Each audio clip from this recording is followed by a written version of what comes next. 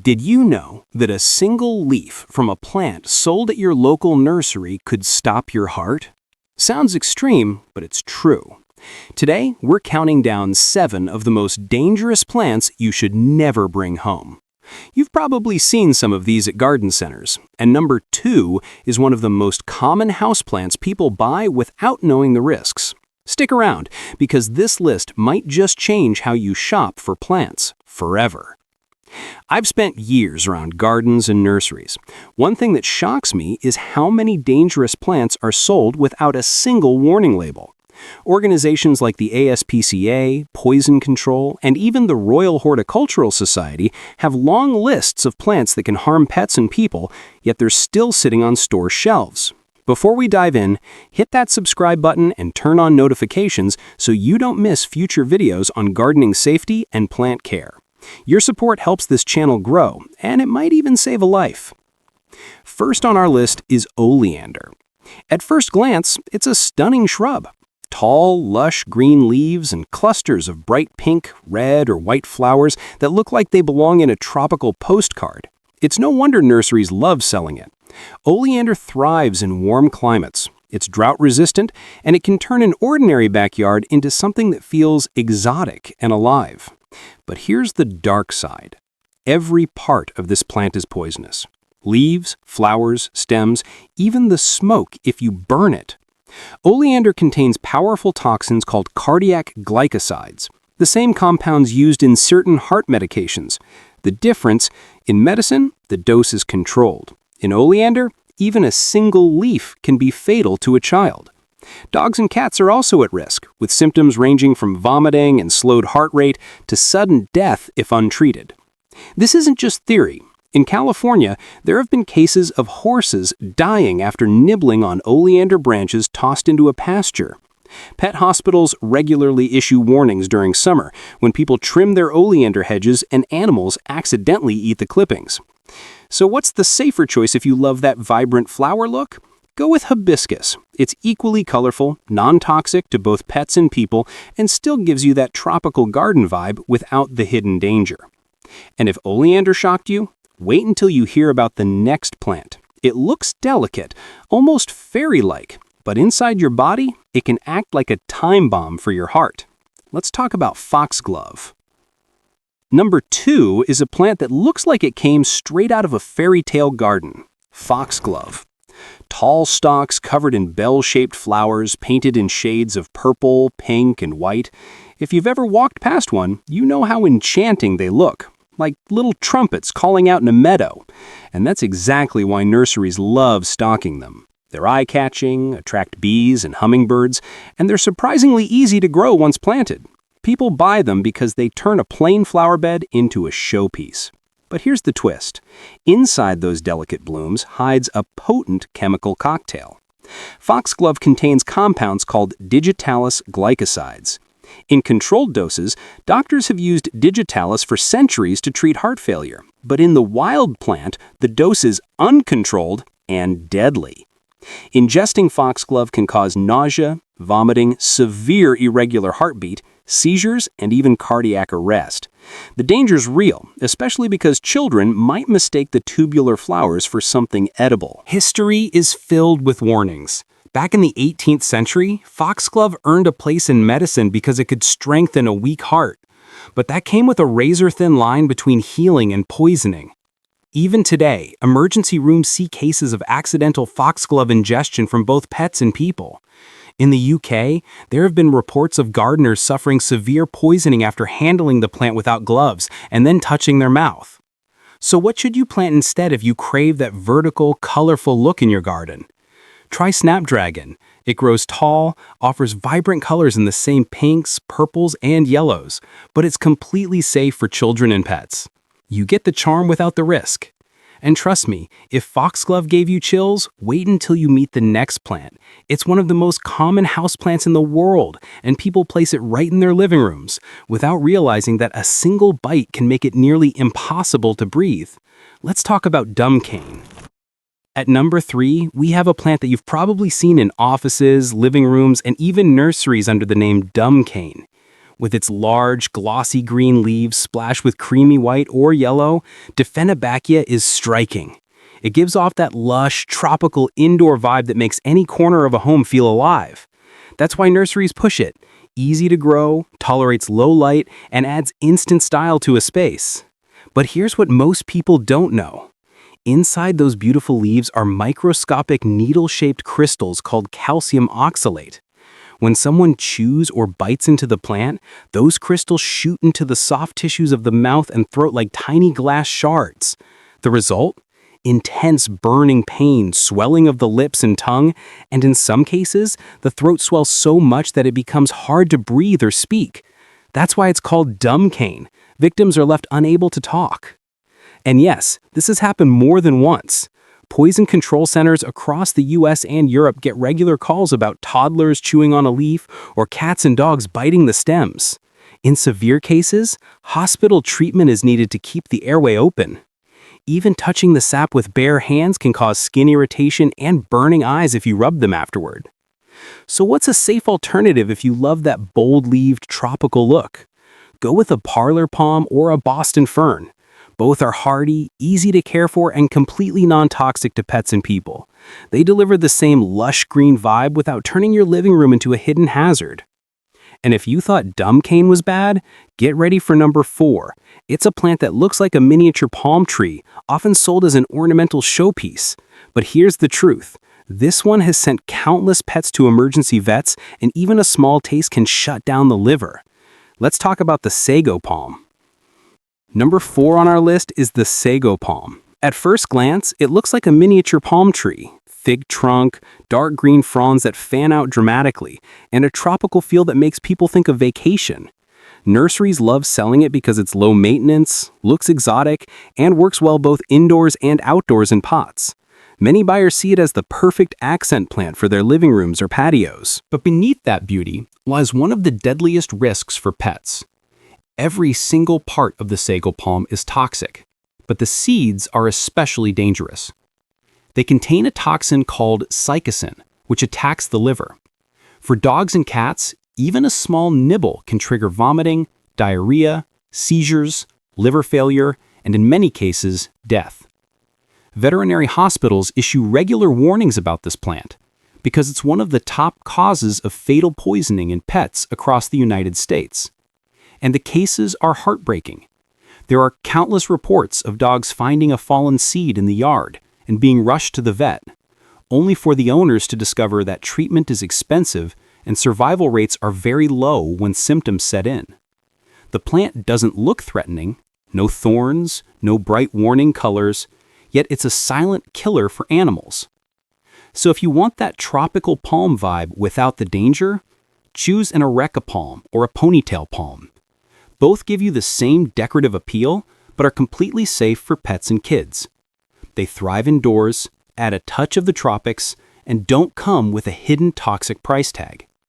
And if you thought the Sago Palm was bad for pets, wait until you see number 5.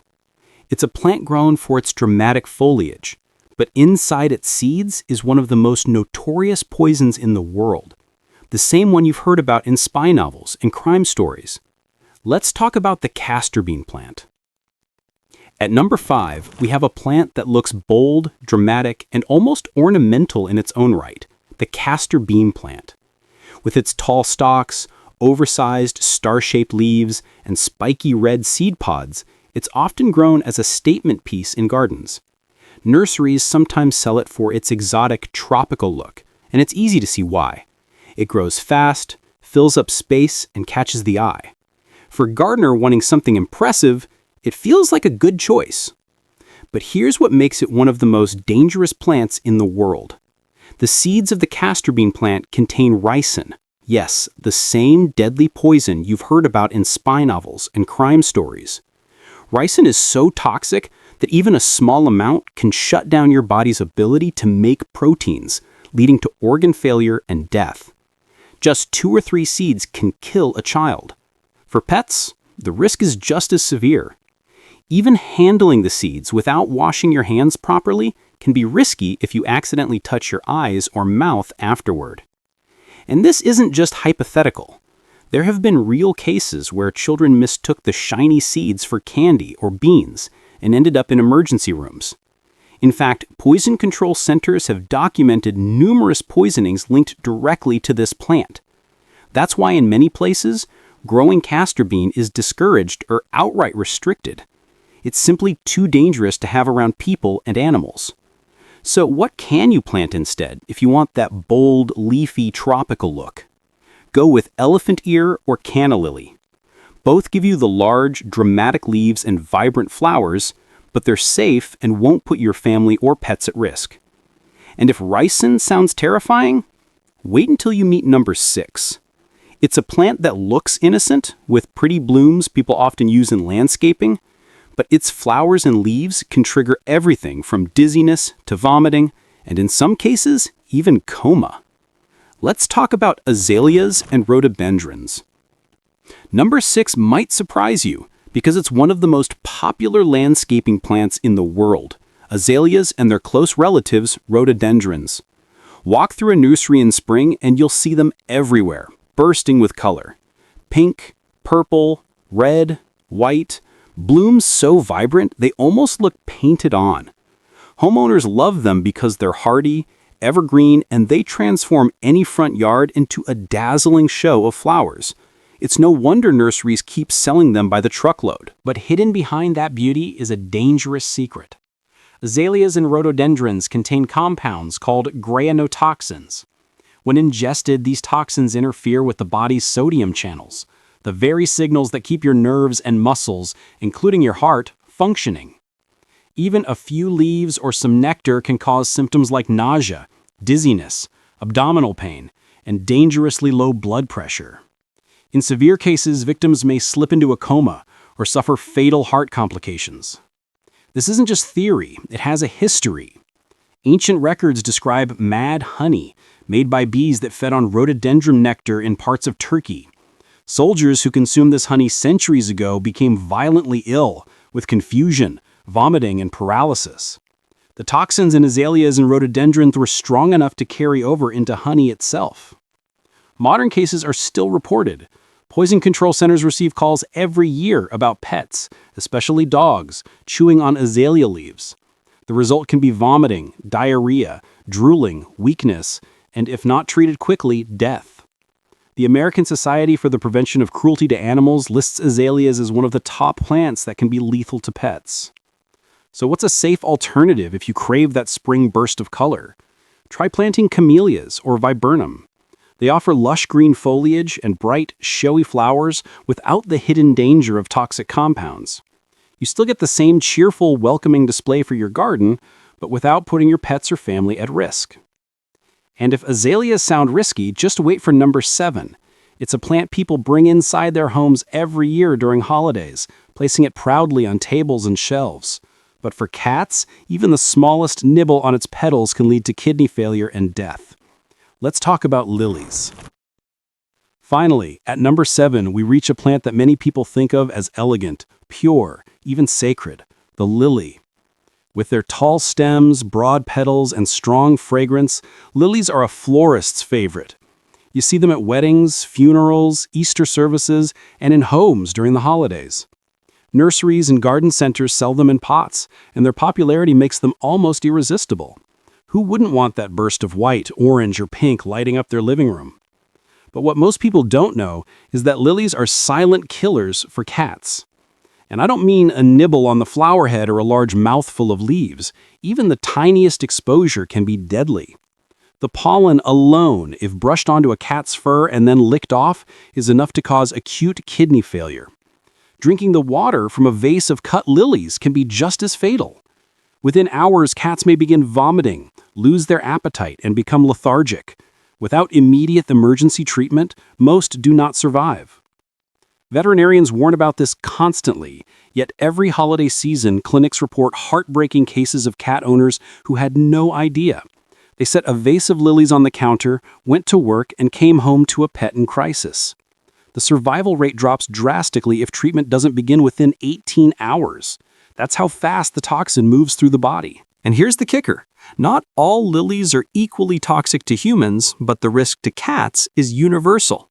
Whether it's Easter lilies, tiger lilies, daylilies, or stargazers, if you have a cat in your home, every single one of them should be considered off-limits.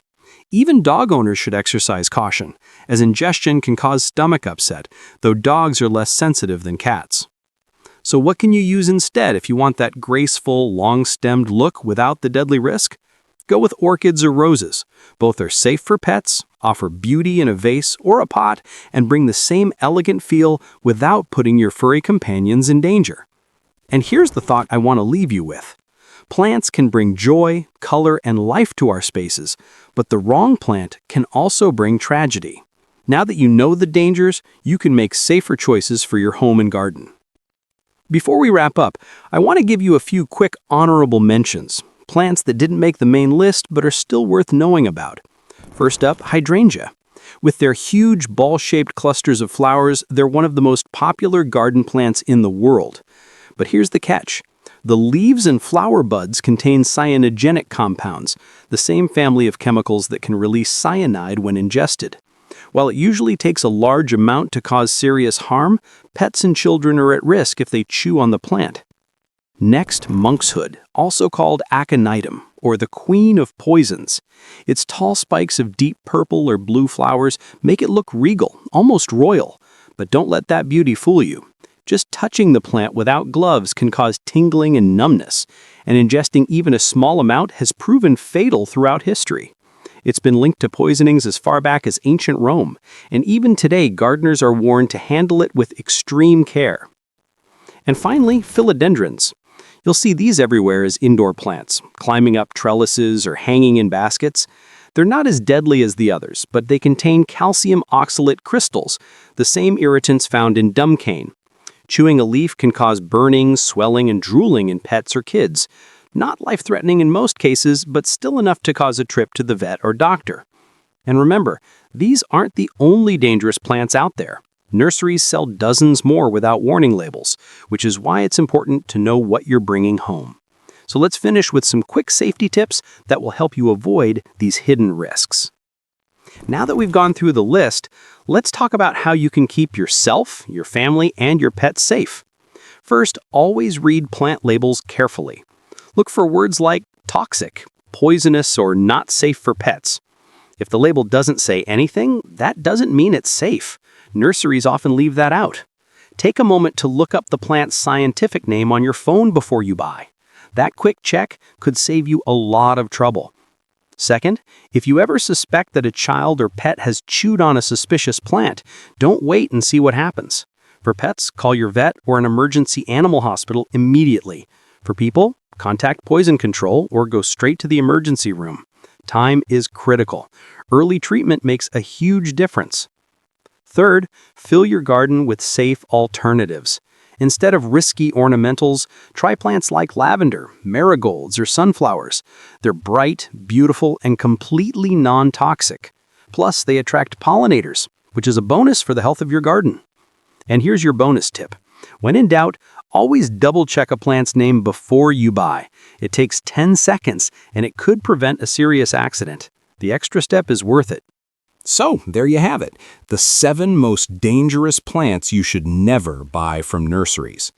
They may look beautiful, but behind that beauty are toxins and risks that most people never hear about. And remember, the nursery isn't going to warn you. It's up to you to know what's safe and what isn't. Now, I want to hear from you. Which of these plants shocked you the most? Was it the deadly oleander, the cat-killing lilies, or maybe the castor bean with its infamous poison ricin? Drop your answer in the comments. I read every single one, and I love hearing your stories and experiences. If you found this video helpful, hit that like button, share it with other plant lovers, and don't forget to subscribe to the channel. By subscribing, you'll be the first to know when I post new videos on gardening safety, plant care, and how to create a garden that's both beautiful and safe. Your support means everything, and together we can spread awareness about the hidden dangers in our backyards. Thanks for watching, stay safe in your garden, and I'll see you in the next video.